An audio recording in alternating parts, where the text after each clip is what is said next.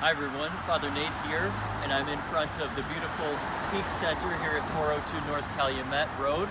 I'm right across the street from George's Euros and the Port, which are great places for people to go, especially when we're in lockdown. I just wanted to give you a bit of a run through and a tour if you've never actually experienced what the Heeg Center is like. So why don't you come on inside with me? You're probably wondering what the Heeg Center is for. This is where we have our youth ministry. This is where our youth meet, and I'll explain that to you in a little bit, so come with me.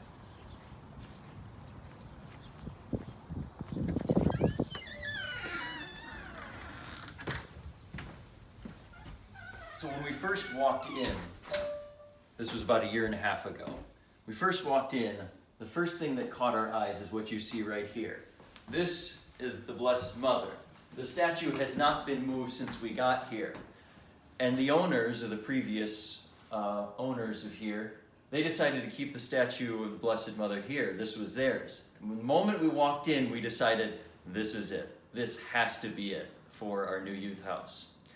Of course, as you see, we have St. John Paul II behind our Blessed Mother. And of course, his motto was Totus Tuus, which is totally yours, giving his whole ministry over to Mary. Right on here, we have some dog tags from the Vietnam War.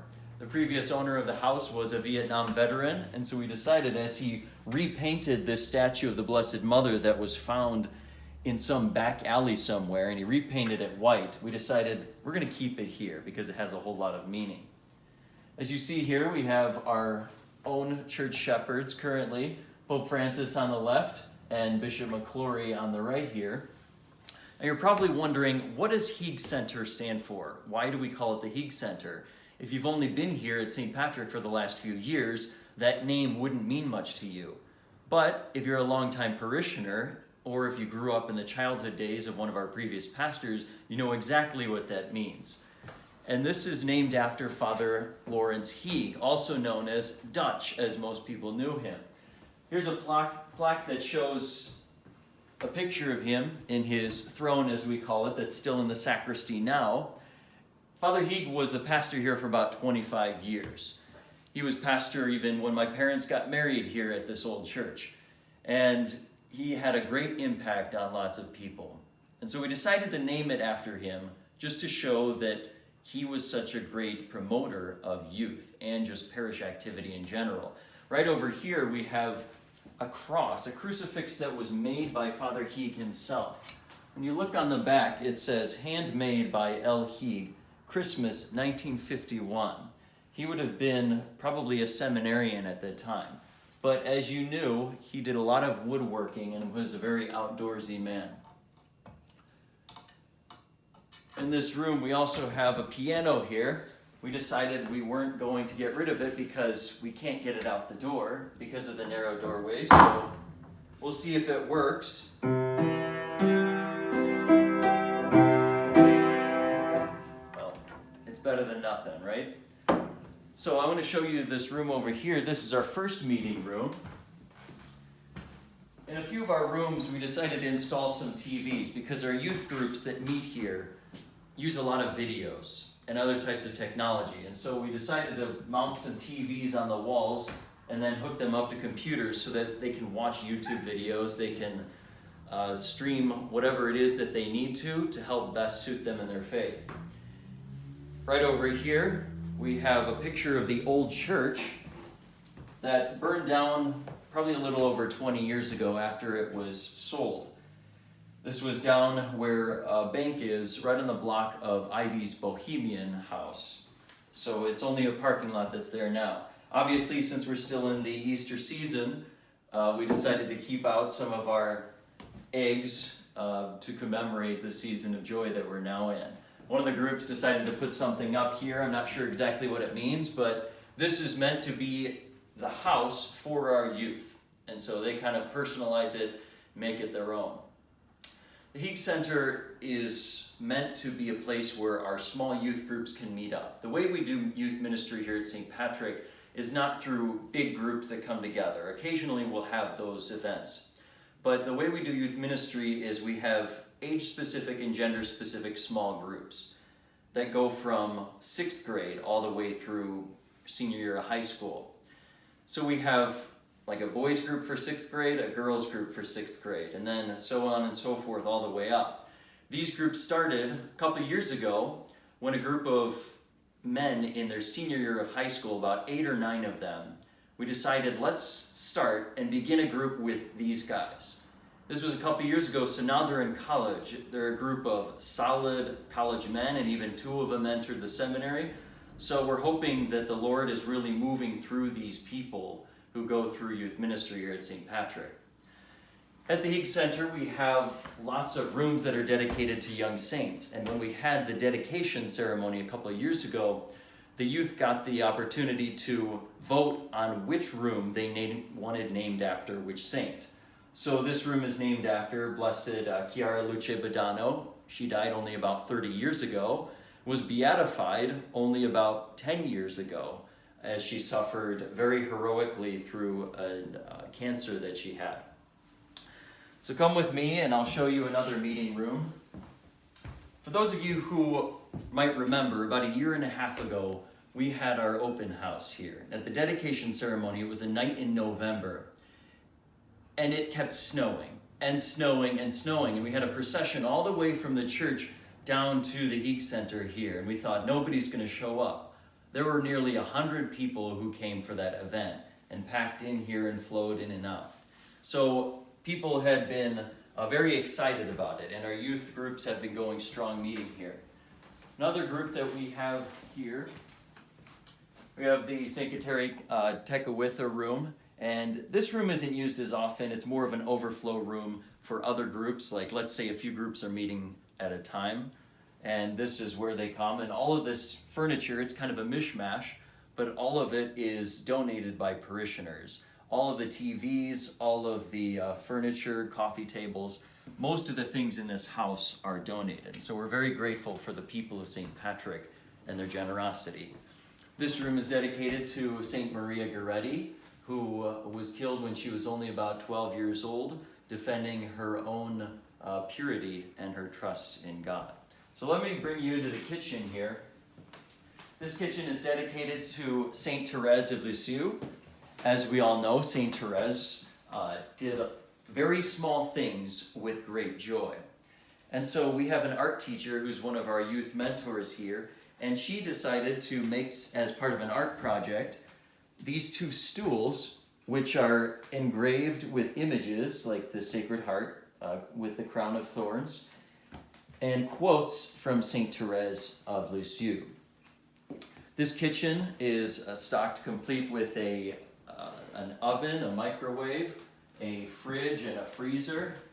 And we decided to clean out the fridge a little bit ago, got rid of some of the non-essential stuff. So I don't know what this is. It's like one of those jars that you pile up with bacon grease over and over again. So we'll take care of that later. Right behind you here, we have a pantry. And so we put a lot of our snacks and other food items in here, things that we'll need from time to time. This house was built back in the early 1900s, and it shows because of the size. It's not a very big house. It's kind of petite, but it's very homey. It fits the youth, and it's a place where they can come and make it their own. We weren't expecting to come here to receive a washer and dryer unit, but for some reason we ended up getting them here. So Father John makes me, unfortunately back at the rectory, I have to put coins in the washer dryer to use them there. So I bring my laundry down here and I'm able to do it for free. So it kind of works out nice. So let me take you outside, out back here. This was always known as the house, the cute little blue house on the corner. And the great thing about this property is that we have a big backyard here. We have a grill. Some of the guys' groups likes to come out here and they like to cook on their own. We have a garage that we store some outdoor equipment in. Lots of places that you can plant flower beds at. And so each spring we try to have a gardening day where everyone comes out and kind of helps us to plant different flowers and greeneries that'll keep me busy throughout the summer months. my part-time job during the summer is to come over at 7 a.m. every day and water the flowers, but it's something I enjoy. I can get out of the house. We have a whole property right next door to this house, a whole lot that belongs to us. So sometimes we'll set up a volleyball net and the guys groups will come out and play some rounds of volleyball. Right in the corner of the property, we have a little patch where we grow tomatoes. And last year, tomatoes were grown there and they were donated to our Table of Plenty to be used for their soup kitchen on Fridays.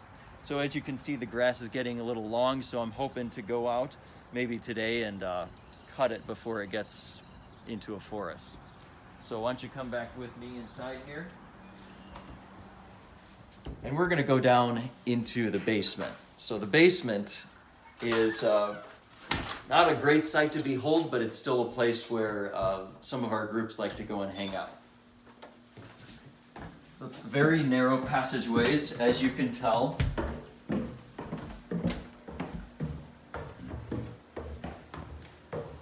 Anytime you have groups of teens come together, you have to have some type of games to keep them occupied. So we have an air hockey table here that was, again, donated. We have a dartboard on the wall there that was donated. So a lot of the guys groups like to come down here. It's not a very visual appealing place, but it doesn't matter when you have kids come together. Fraternity is what's important, games are what's important, food is what's important. So I won't show you the back room there. So that's where we keep some of the ones who haven't behaved so well. So why don't you come back upstairs with me?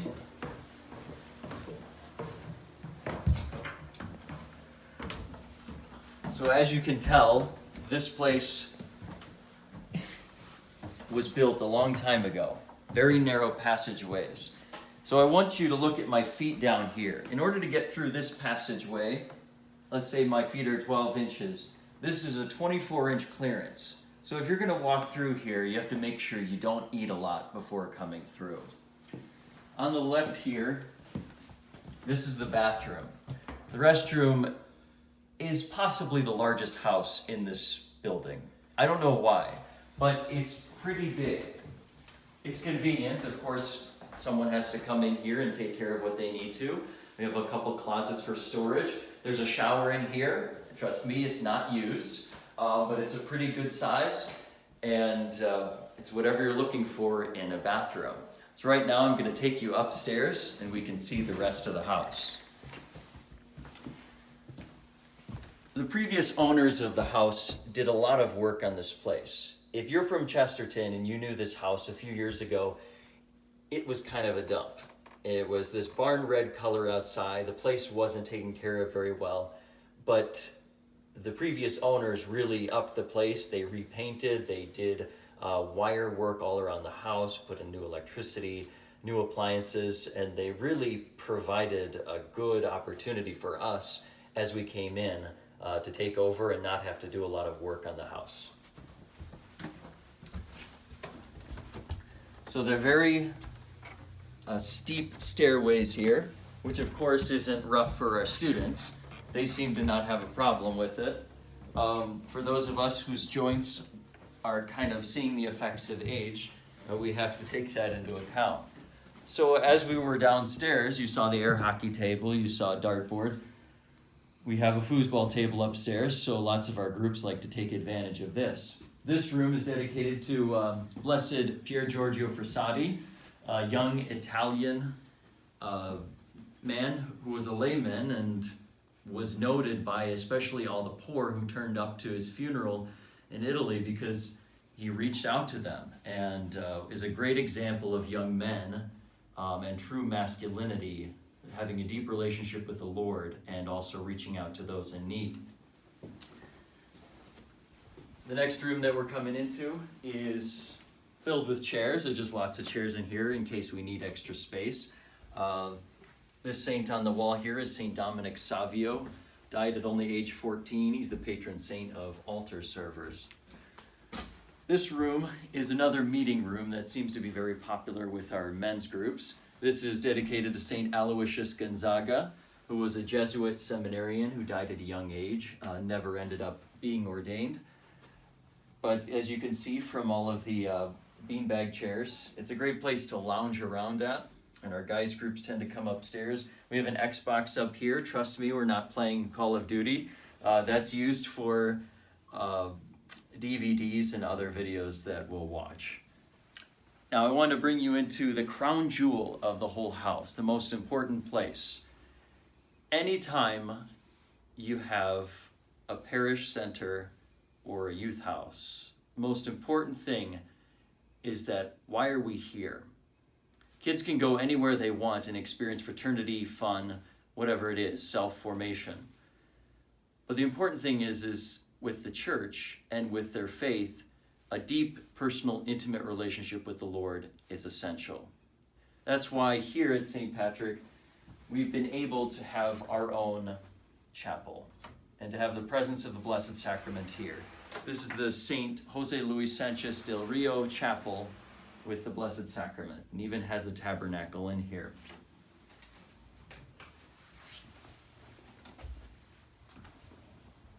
So we encourage all our groups to come in here and to spend some time in prayer with our Lord and to really help them to delve into their own personal relationship with Jesus Christ. And a lot of them do come up here and they'll spend quite a bit of time just adoring our Lord and asking Him to inflame their hearts. Because in order to make more disciples of their friends, our kids first need to become disciples themselves. So this is where I leave you. Thanks for joining us here on our tour of the Heeg Center. Hope to see you next time, but until then, please know of my prayers, and hope to see you all soon. So God bless you.